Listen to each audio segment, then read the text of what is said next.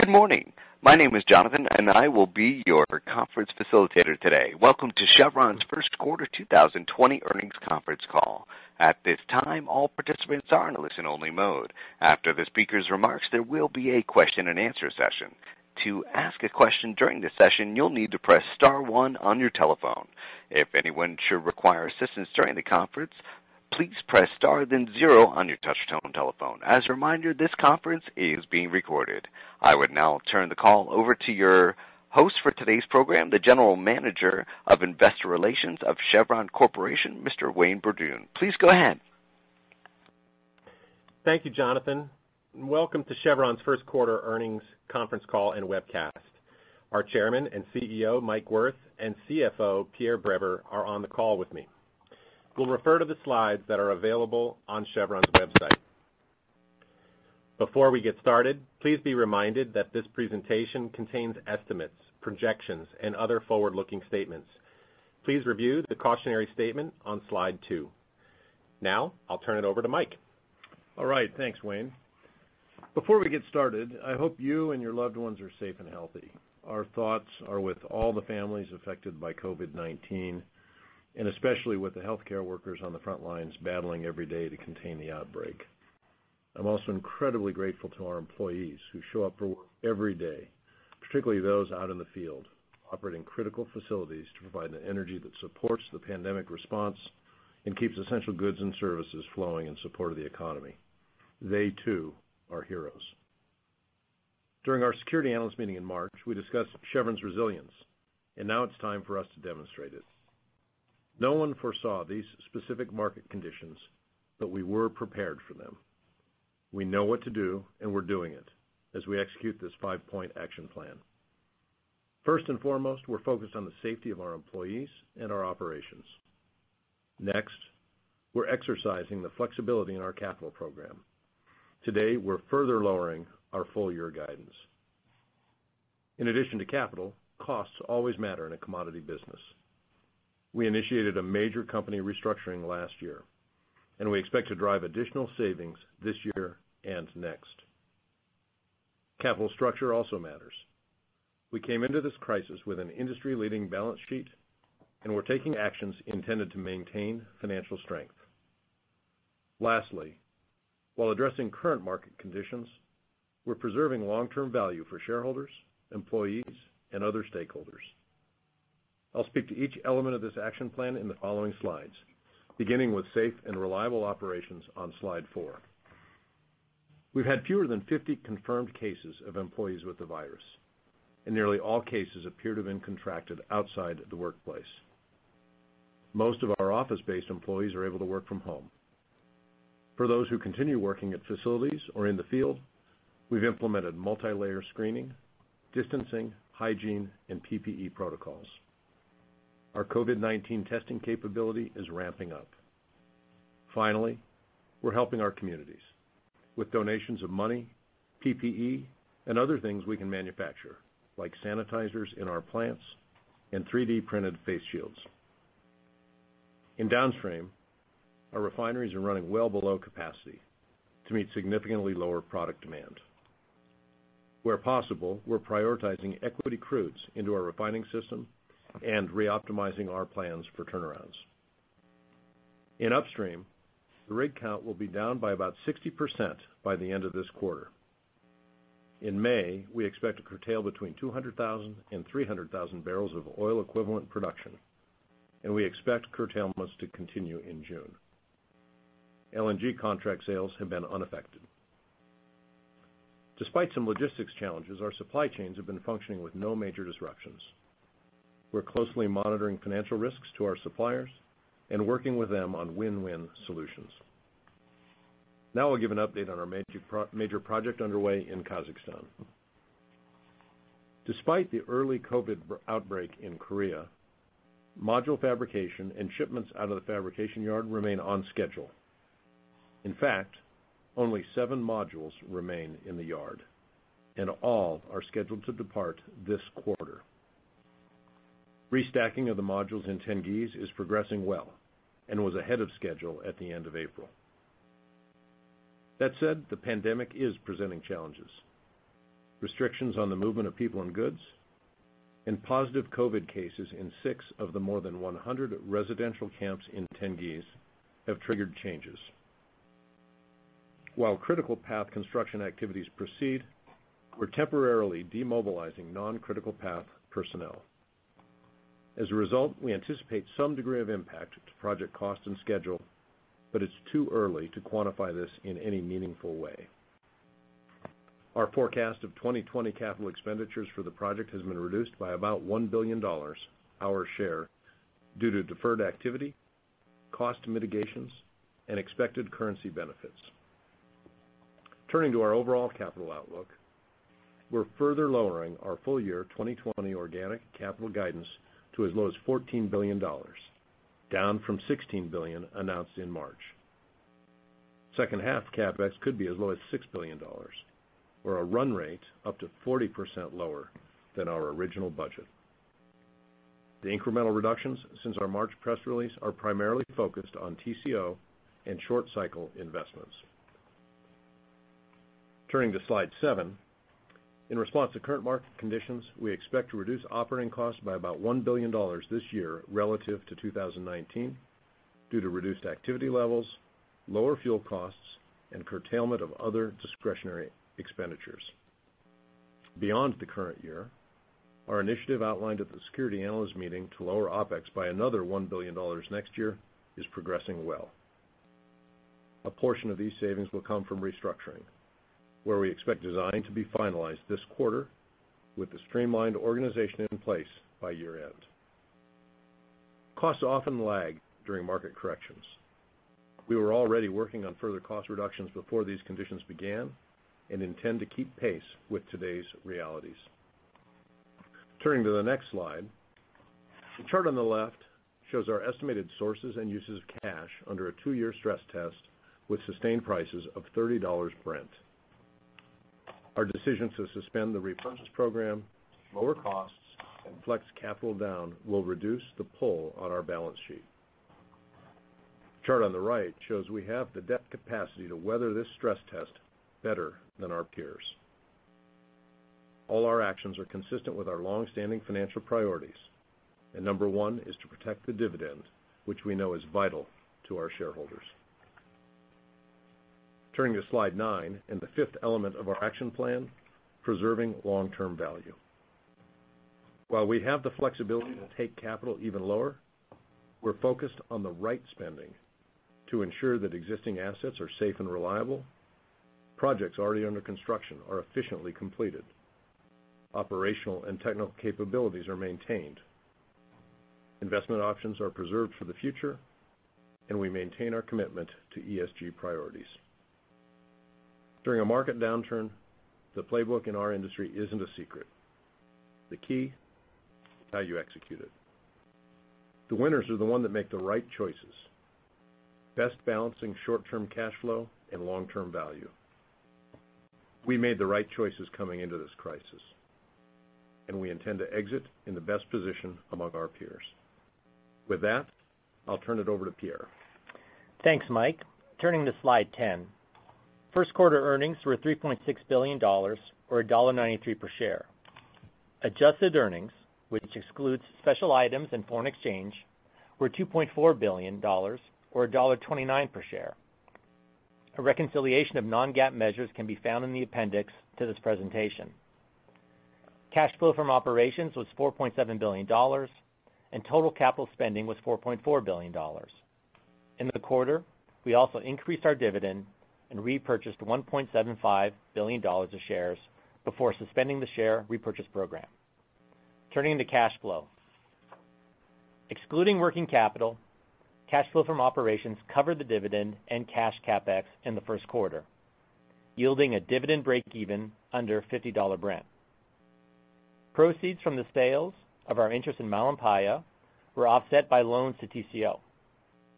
Given volatile market conditions, we're holding more cash and ended the quarter with a net debt ratio of 14%.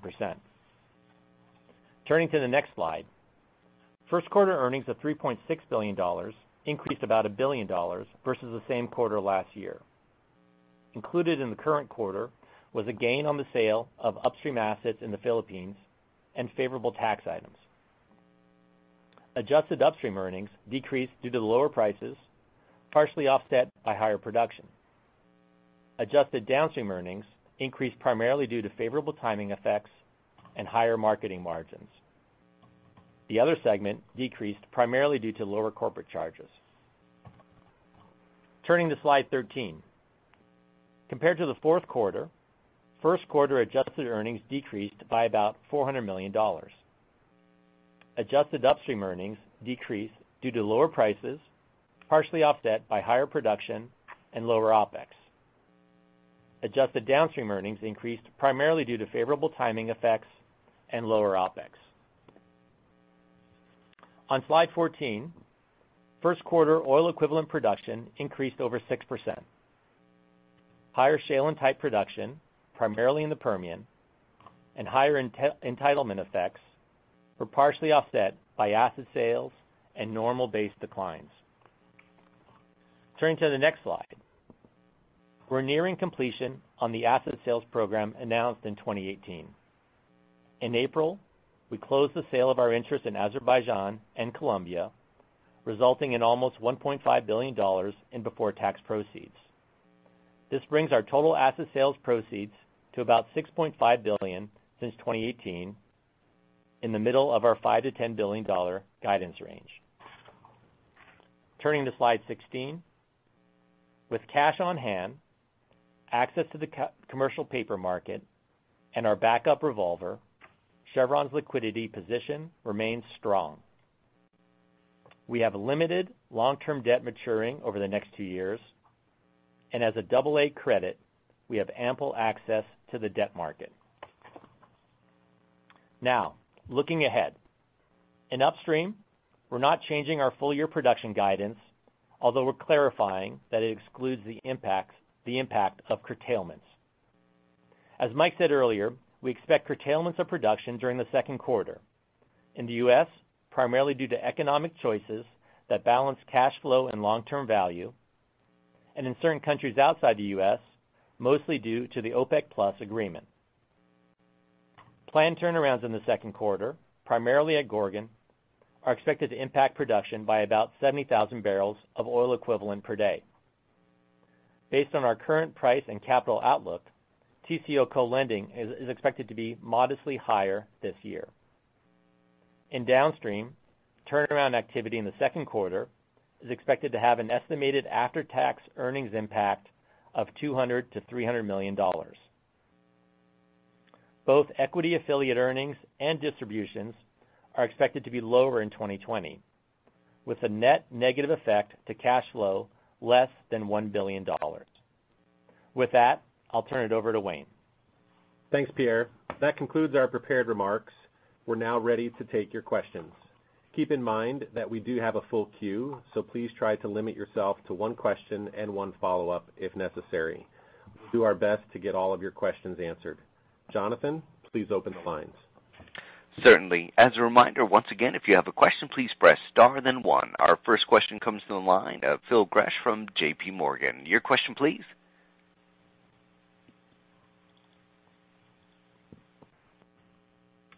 Hey, Phil, you may be muted. We're not hearing you. Yeah, Mr. Gresh, you might have your phone. Can you hear me okay? Oh, yeah. Now we can. Okay. My apologies. So first question here, just as we look at that slide where you're talking about the $30 oil case, and the funding of the dividend, the priority of the dividend, and adding debt to cover capital spending. At the end of that period, do you have a sense of? Phil, you cut out right when you said at the end of that period, do you have a sense of?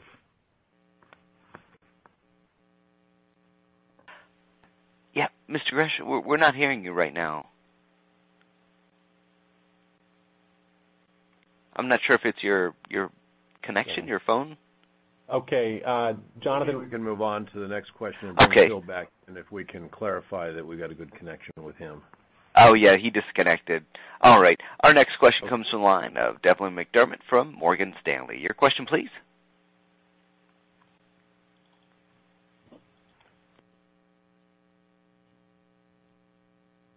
Devin, we're not hearing you either.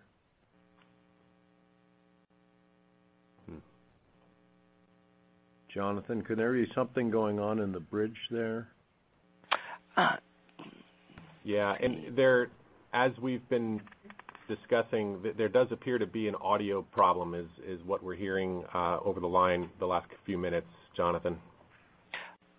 What kind of audio issue are you hearing about? What is it? Can you hear me now? This is yeah, we can hear you. All right, yes. Okay, I wasn't on mute, but it seems like it wasn't going through. But if you can hear me now, maybe I'll try to pick up where I think Phil left off on the stress test for $30 Brent. When we think about where the stress test takes you from a leverage standpoint or debt to capital standpoint over that 2-year period, can you talk a little bit about where you'd end up at the end of 2021, and also where you would be comfortable in terms of taking leverage to, and at what? Yeah, I think we got the essence of it, which is where do you end up at the end of 21, and how comfortable are you there? Pierre, why don't you respond to that? Yeah, so thanks for the question. Look, the chart on the left gives an indication of the negative cash flow that we expect under a stress test at $30 Brent. And then the chart on the right shows our debt position relative to peers and relative to the zero line, which is a net debt ratio of 25%. And when you put the two together, where the negative cash flow or that incremental debt, it keeps us, we're still to the right of that zero line. So in other words, we can have 2 years at $30 Brent, invest in the business, sustain our dividend, and still exit at the end of 2021 with a net debt ratio less than 25%, which we think is still a very strong balance sheet. Yeah, I might just add, Devin, we're protecting the dividend because we're set up to do so, and we've made it a priority. As Pierre said, we enter with balance sheet strength that is second to none, an advantaged portfolio with a low break-even, capital discipline that's part of our DNA. We've demonstrated it through the way we're managing capital spending, our discipline on transactions, and we've got capital flexibility. And all of this is because we're committed to the dividend, and you can see that while we do lean on the balance sheet to fund the capital program over this period of time, we can support the dividend comfortably and still remain in a very healthy position, and we've set ourselves up to do so. Thanks, Devin. Did you have a follow-up? Yes. So a follow-up just on the capital spending side, building on that a little bit. So you talk a little bit about how you think about the trade-off between some of the near-term cuts in capital spending, which really skewed more toward short cycle, versus one of your priorities of retaining long-term optionality and continue to support longer-term growth, so that preservation of long-term value point. So how do you think about that trade-off, and also how much additional flexibility, if any, is there as you look at the budget where it stands today?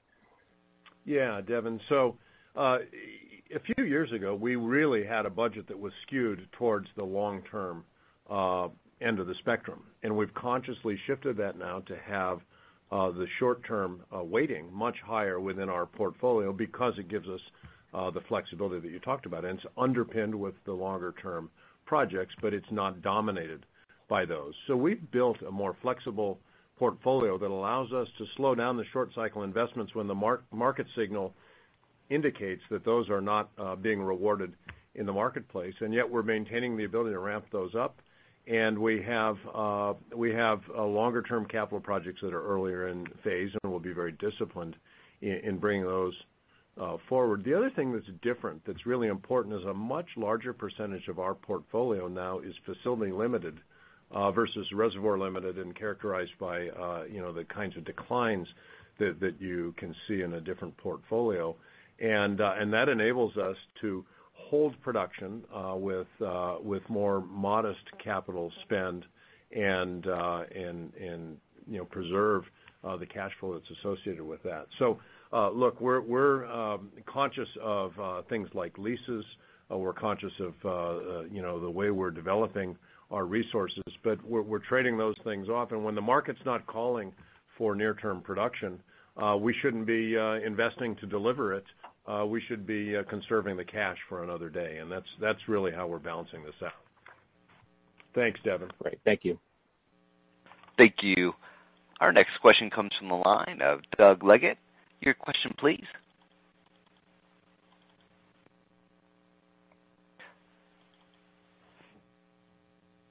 Doug, we're still challenged here with this audio situation, I'm afraid. We're not hearing you. I apologize for this. Jonathan, can we try to... Yeah, Jonathan, why don't we pivot to the next question, the next in the queue.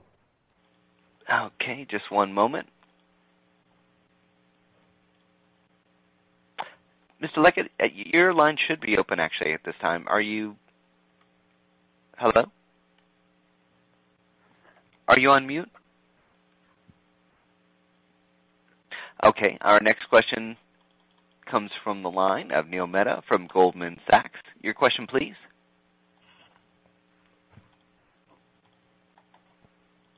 Okay, there's a repeating pattern. This is Yeah. getting a little frustrating, I'm sure, for everybody on the line and certainly for us. Yeah. We are... Not, Can you hear me okay? yeah. Neil, we got you. all right. I'm not sure what... Okay, all right. Maybe a little bit of a pause and it works. All right, well, thank you. So I guess the first question was around curtailments. And can you walk us through with a little more depth about where they are, magnitude, and as we think about production shut-ins, what gives us confidence that there won't be any structural damage to the assets, and we have confidence that the supply can return when the market ultimately needs it? Sure. And so let me just frame it up a little bit, Neil. I was just talking to Devin about balancing cash flow and long-term value, and that's certainly a key driver here as we're looking at curtailments. We are avoiding, we're trying to avoid the need for abrupt shut-ins. So these truly are, in broadly speaking, curtailments rather than shut-ins, with a very conscious effort to preserve reservoir and well integrity. We do these things for turnarounds, for storms and the like, so we know how to do this quite well, and we really don't expect any issues as we ramp back up. Curtailments in April were relatively modest, as Pierre outlined with the forward guidance. May and June look like they could be more significant, about 50-50 between the U.S.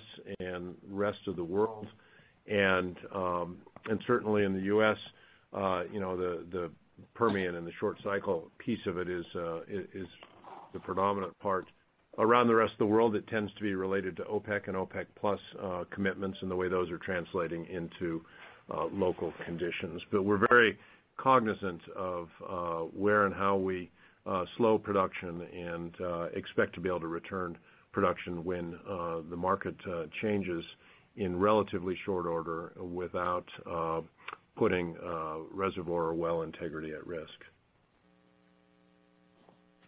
Good, yeah. Thanks, Neil. Did you have a follow-up? Yeah, can you hear me? Yes. Yep.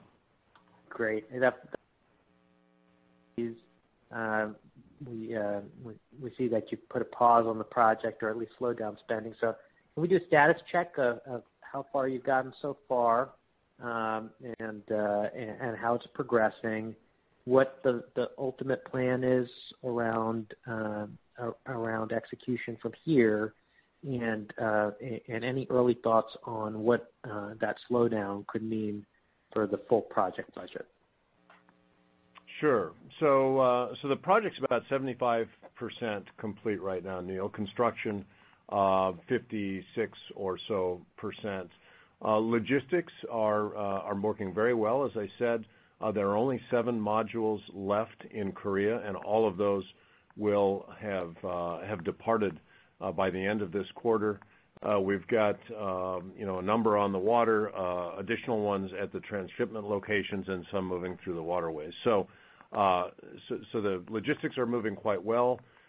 Since late 2019, we've got all of the pipe racks and the gas turbine generators and utility modules on foundation, and we continue to work on the critical path. Locally, I mentioned we've seen COVID cases in a number of the camps. There's over 100 different residential camps there. And as a result, we are demobilizing non-essential staff to minimize the risk of spread. That means we're demobilizing about 17,000 people to 20 different locations. Most of these are contractors, not employees of TCO, but we are helping to manage the logistics. We're moving people back to other parts of Kazakhstan, Turkey, Russia, Singapore, the UK. We need to provide contact tracing material information for everybody who demobilizes. We've converted a fire station and a warehouse to a test center. We're testing 1,500 people a day. We've got 29 nurses there working around the clock. So a very thoughtful effort on how we demobilize.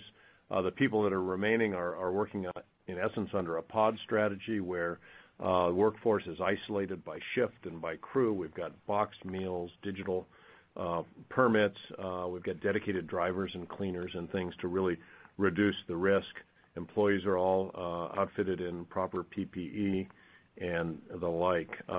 We actually are maintaining pretty good schedule progress on the critical path in spite of all of this, which allows us to focus the workforce on critical path and to demobilize some of the non-critical path activity.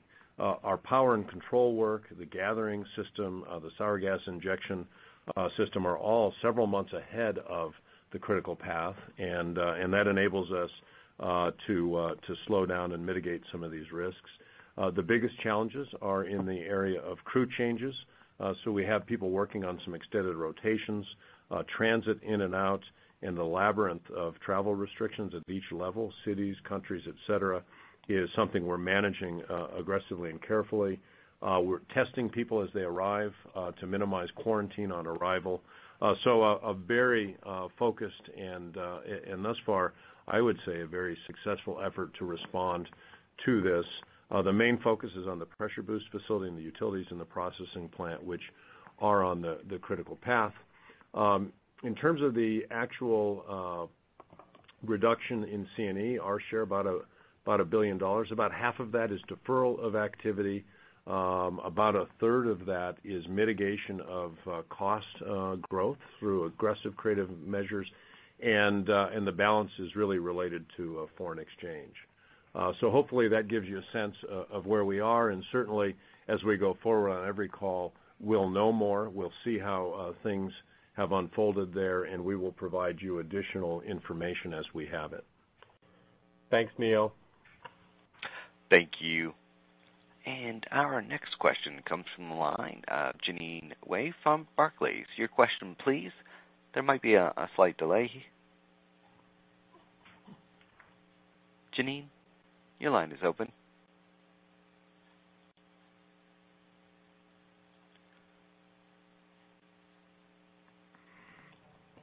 Oh, Jeanine?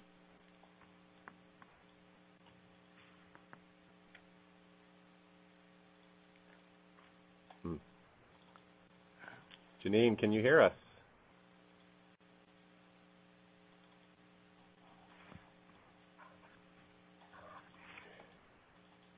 Okay. I guess, Jonathan, why don't we go to the next question? Oh, Jeanine, I believe your line is open now. There we go. Okay, great. That's me. All right. Okay, so the delay's getting longer and longer, but fingers crossed it's going to go the other way. And Thank by the you way, for your patience, Jeanine. Thank you. By the way, there's been some feedback that the webcast isn't working as well, so just to let you know. Okay. So my first question, now that you can hear me, is on sustaining Capex. And we know, Mike, that you don't really talk about sustaining Capex on a one-year basis at all, but can you comment on whether the new $12 billion annualized Capex run rate is enough to maintain what you would consider an acceptable reserve replacement ratio over a longer term period, and whether this can also allow you to achieve your corporate objectives of increasing ROCE, shareholder returns, and all of that, but maybe at a different rate from what you thought before? Yeah, Jeanine, you are correct. This really isn't a way that we think about the business. It's not something we rely on or plan around to measure the business.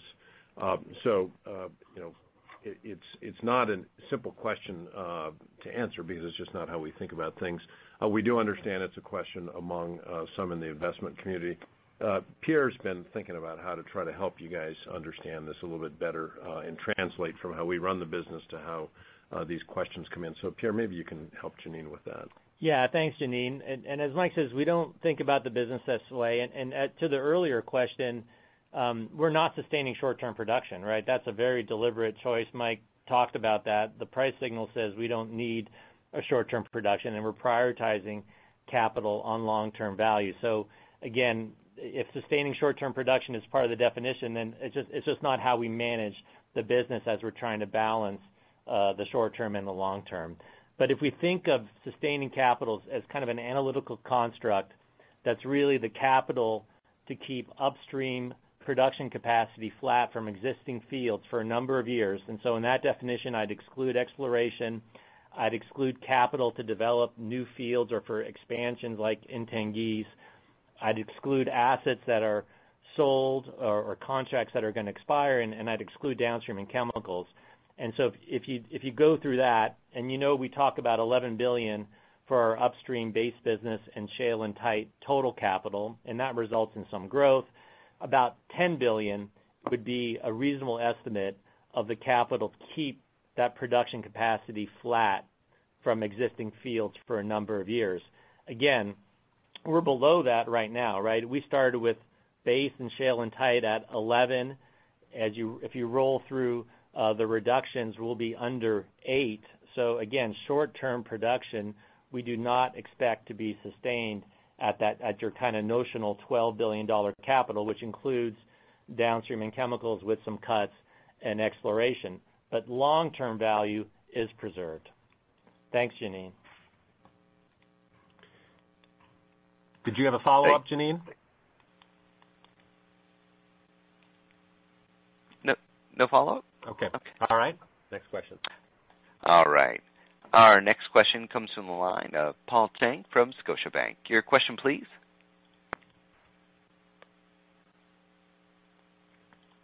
We'll be patient here because it seems like it takes 15 or 20 seconds for this to start. So, Paul, hang in there, and we're waiting on you. We are promoting you, so you can speak.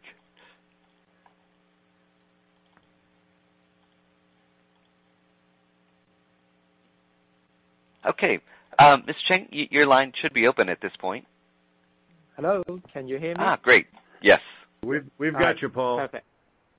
All right, thank you.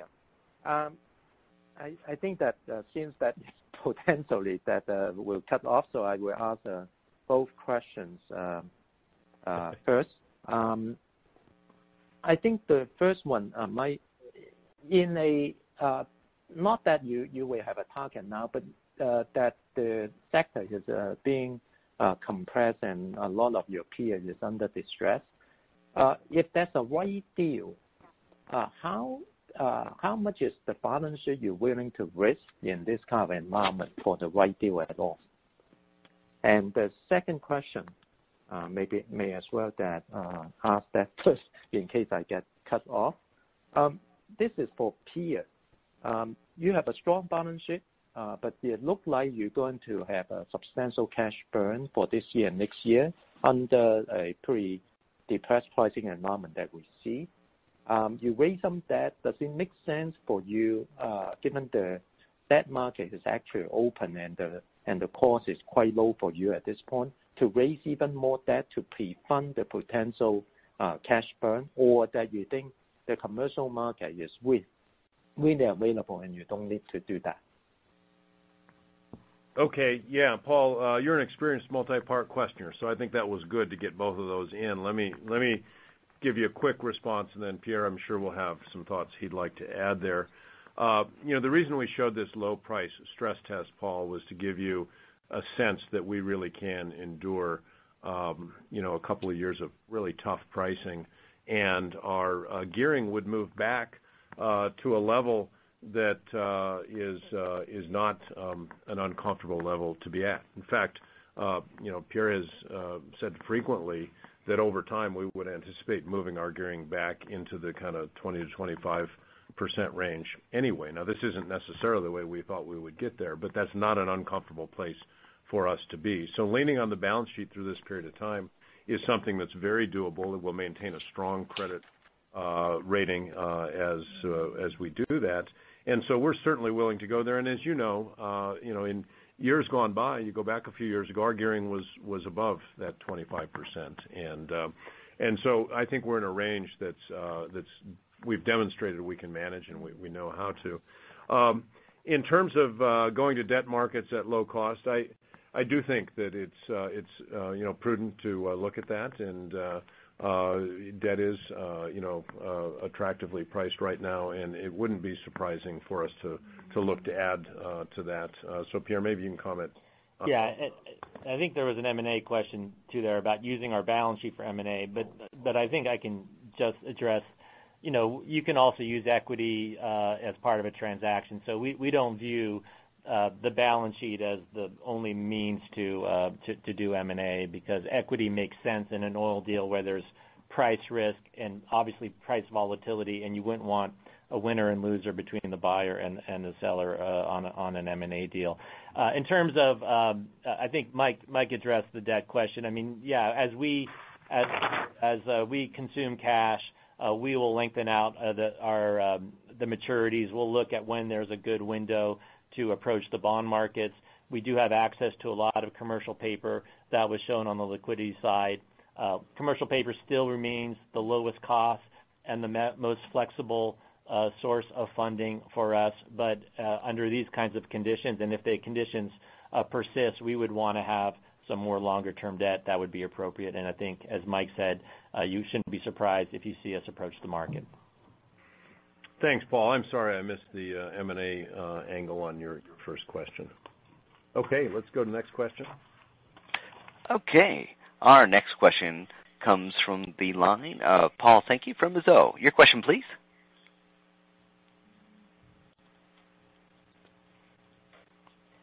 Hang in there, Paul. For some reason, we're still working through the delay.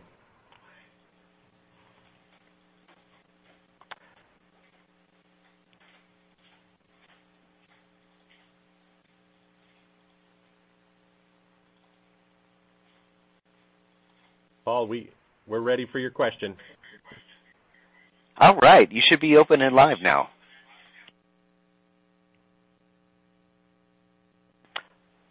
Oh, but Paul, we're still not hearing you. You might be on mute. Hello, can you hear me? Yes. Hello, can you hear me? We've got you, Paul. Hallelujah. To add to the confusion, that I was indeed on mute, believe it or not. I apologize. An experienced caller like you. Oh, my God. Sorry about that. The question is, how has the world changed for you post this thing? Obviously, we can see the future strip is pressured, for 2021, and I think you've addressed that a little bit. I think it's clear that your mega projects, Australia, Kazakhstan, sort of continue as they were, and ultimately have very low break-evens when they're running. I guess the question would be, firstly, on the Gulf of Mexico, is the world, do you think, different there? And most importantly, obviously, for your company, we know that you wanted to buy Anadarko for the acreage in the Permian. How do you think that the world has changed as regards to the Permian, given what's happened? Thank you, Mike. Okay, thank you, Paul. Well, it's I think when you're in the depth of something as unprecedented as this, it's hard to say exactly how the world will change on the other side of it. And as much as it feels like this has been going on for a long time, we're really, just a couple of months into it. And so I think on the other side of it, I'm an optimist. I have great confidence with all the resources being dedicated to vaccine development and therapeutics and testing capacity. I'm an optimist that in time the health risks will be successfully mitigated and managed. I believe that the world will return to some post-coronavirus form of normal, and that means economic activity, it means growth, it means travel. The pace and the patterns at which that reemerges, I think, are still open to a wide range of views, and I don't know that anybody can predict that exactly. But when you translate that back to our industry, I think it plays into some things that we have long believed, which is low cost of supply matters. Operational excellence and discipline in project execution matters. Capital discipline matters, cost discipline matters, and all of those things will become very apparent as we recover in some form with inventory length in the market, with OPEC production off, and with the opportunity for shale and tight to come back in relatively rapidly. And so I think the term lower for longer has been used for a while to describe conditions. I think that is even more appropriate today than it has been in past times when it's been used. I think we need to be very focused on efficient use of every one of our resources to operate well and to drive the cost of supply down in a world that looks like it'll be pretty well supplied. So you get to the Gulf of Mexico, and the Gulf of Mexico has been resetting its cost structure to compete in a world like this. I think it means we've got more work to do to make the Gulf of Mexico compete even more focus on tiebacks, infill drilling, utilizing existing infrastructure and finding efficient ways to develop in the Gulf of Mexico. And so that trend is one that we need to stay on. We've made a lot of progress, and I think there's more work to be done there. In the Permian,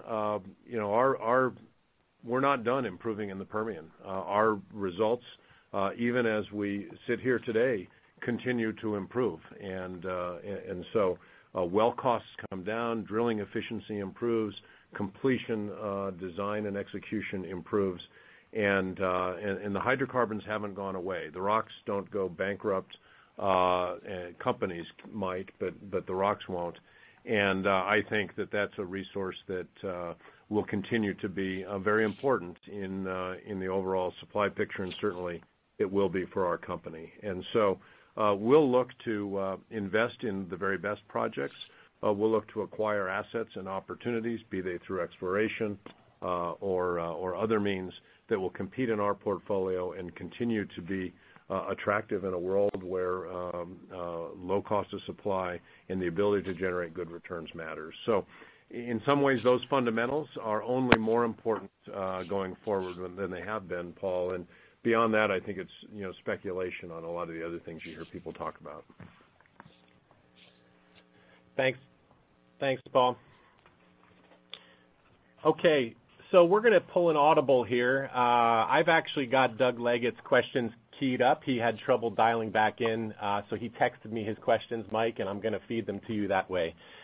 So the first one was for Mike. Shell thinks the whole industry needs a reset, a change in long-term supply, etc. They just cut the dividend to adapt. What do you think of the big picture at this point? And then the second one will be for Pierre. Okay. Look, I think everybody is it's interesting, Doug, and apologies we couldn't get you on the phone directly. I wish we could have the conversation directly.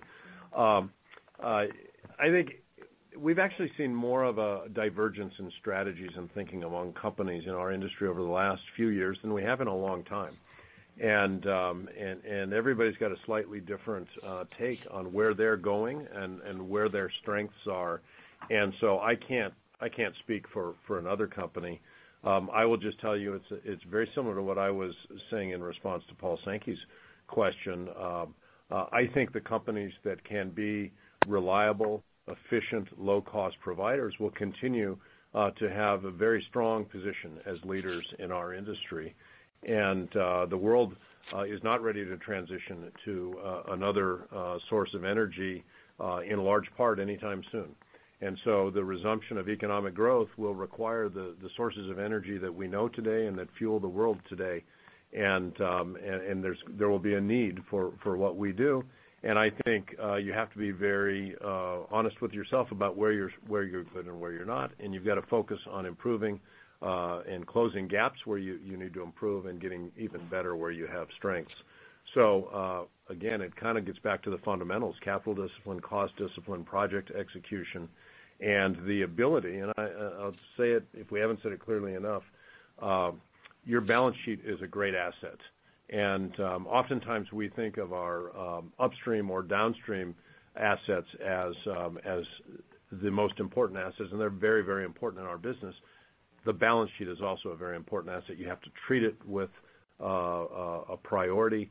You have to be prepared for the day when you need to rely on that asset, and I think that also becomes very, very important as we move forward. We've been prudent in the way we've managed that. We were positioned differently than others as we went into this, and I think you can see, as I said, while we wouldn't have predicted this exact market scenario, we were prepared for an environment like this, and we will navigate our way through it with our shareholders in mind. Second question. Yeah, second question is around cash Capex. Of the $14 billion guide, how much of that is cash Capex, and how much further can that go down without, impeding cash flow and production? Yeah, so again, sorry, Doug, we couldn't get you on. So about $9.3 billion is the cash Capex equivalent to 14. So it was 10.5 at 16, so it went down. 1.2 of the $2 billion additional reduction is in cash capital. I think Mike has addressed it. I addressed it with sustaining Capex. Again, at the Capex levels, and to Janine's question, when we're at $12 billion, when you back out reduced downstream and exploration, we are below the level to sustain short-term production. And again, that's a deliberate decision because there's not a lot of value in putting capital that results in production at current prices. We are investing, and I should have said to Janine's answer, although we're below the $10 billion, let's call sustaining capital on base and shale and tight, which will cause some decline, we are investing in TCO, FGP, WPMP, which will come on in 2022 and 2023 and provides that kind of long-term value. So again, the choices that Mike and the leadership team are making are really balancing the short term and the long term and being thoughtful about where the capital reductions are and where the capital investments are. Thanks, Doug, for your questions. Jonathan, we'll take the next one in the queue. Certainly. Our next question comes from the line of Paul Molchanov from Raymond James. Your question, please. Thanks for taking the question. Along the lines of what you said about the energy transition, not being as realistic perhaps as what a lot of folks are saying, your CO2 targets assumed a pre-COVID production rate. Given that across the board volumes will be coming down, are you looking to upsize those decarbonization targets that you put out last summer? Yeah, Pavel, it's interesting. Everybody in the industry has defined their targets just a little bit differently. And we haven't actually put out absolute targets, which you would expect absolute greenhouse gas emissions to come down if people are restricting activity. We put out intensity targets, so greenhouse gas emissions per unit of production. We got a target per barrel of oil in the upstream. We got a target for gas production, and then we've got flaring and methane emission targets, all of which are unit targets that drive down unit emissions. And so we have not reset those. We would expect that we will continue to reduce our greenhouse gas emissions irrespective of COVID or any of these other circumstances. These are commitments we've made. We've tied people's compensation to them, and we intend to continue to reduce our emissions footprint.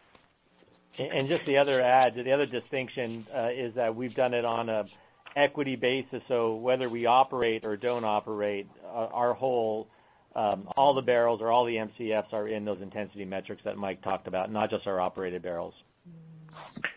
Quick question about LNG, if I may. Is there any change in the historical linkage between Asian LNG prices and Brent crude, given what's happened in the last 60 days? Pavel,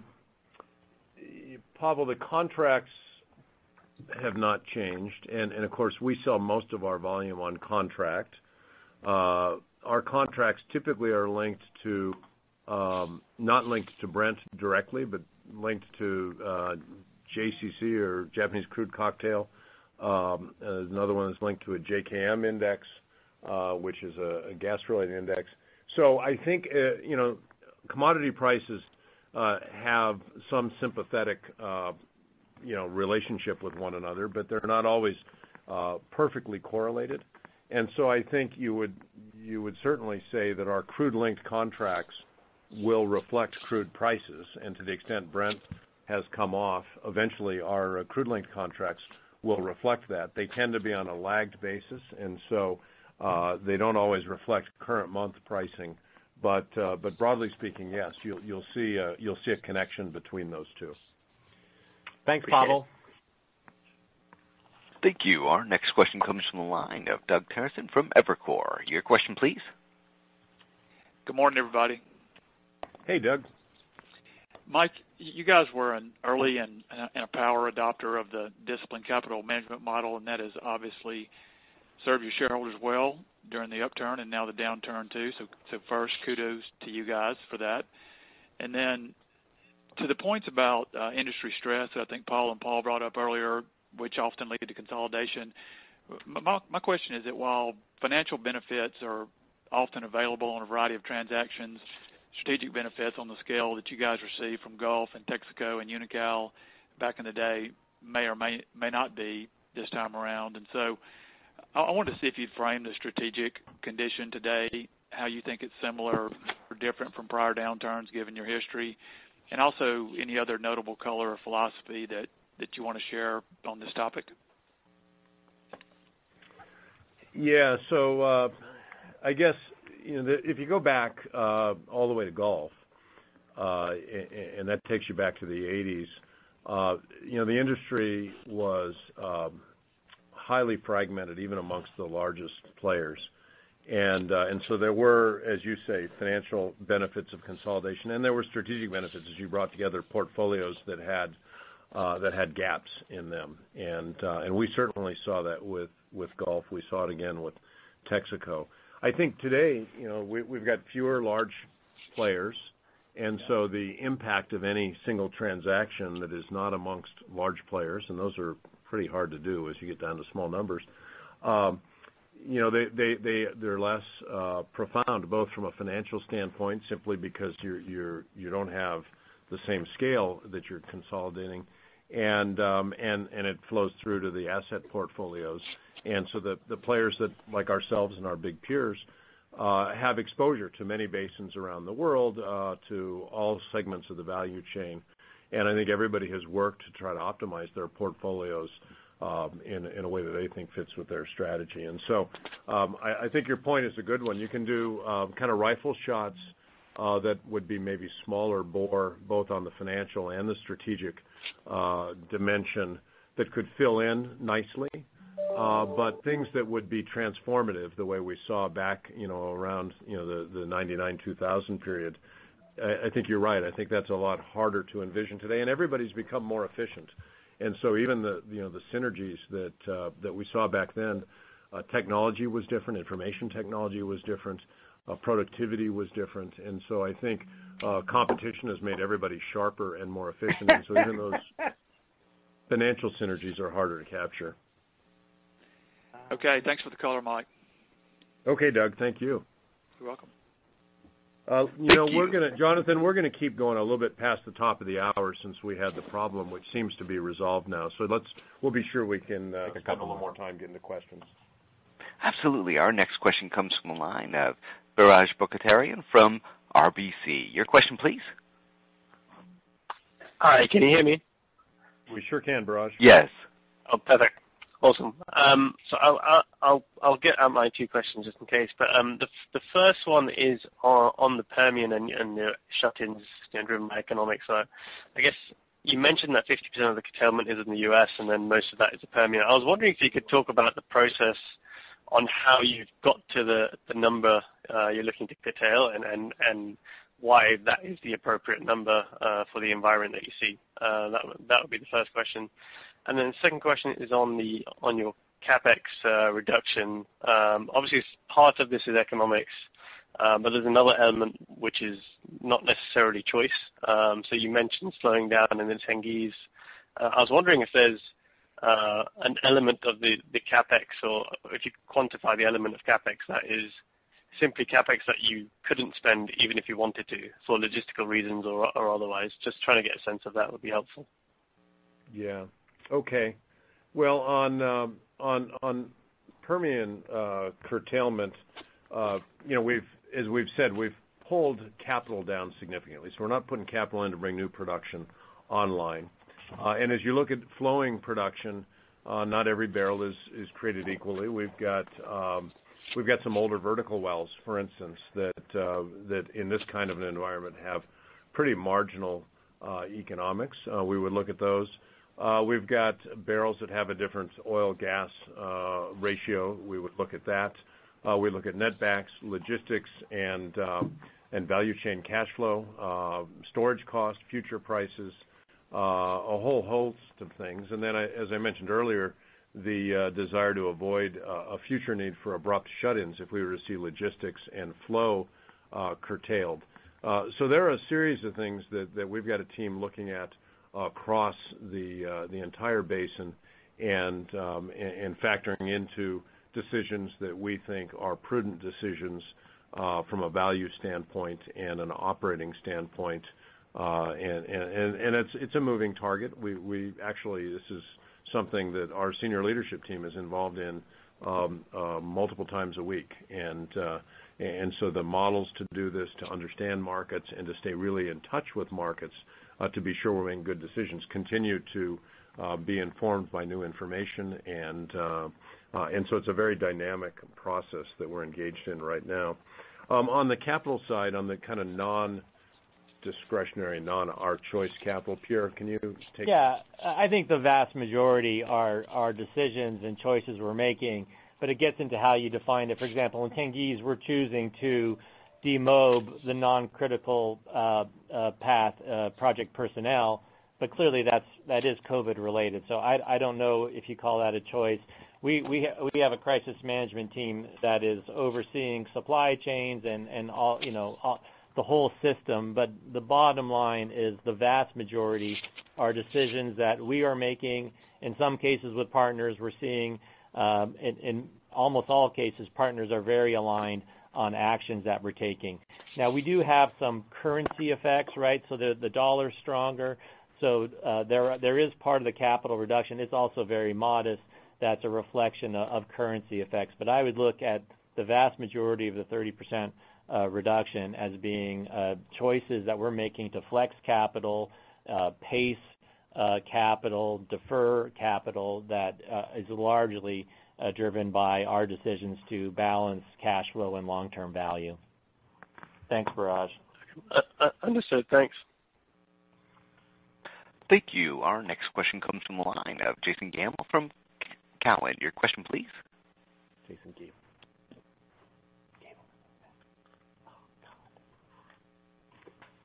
Jason, your line is open. You might have your phone on mute.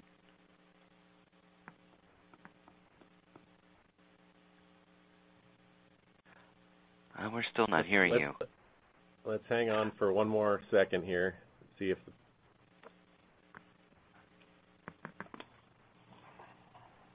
Jason? If you can hear us, we're not hearing you.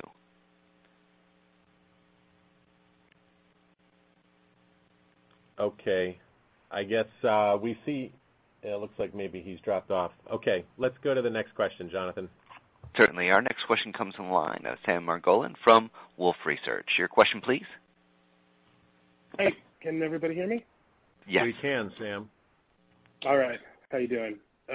Good. So I'll just ask sort of a focus question. We've gone over a lot of high-level stuff, but, because of your downstream footprint, you have a pretty good look into Asia. Some other operators have been talking about some interesting observations they've made about the timing disparity between Asia emerging from the COVID crisis versus the rest of the world and kind of using it as maybe a soft proxy around the slope that demand might recover or what that might look like on the other side of this.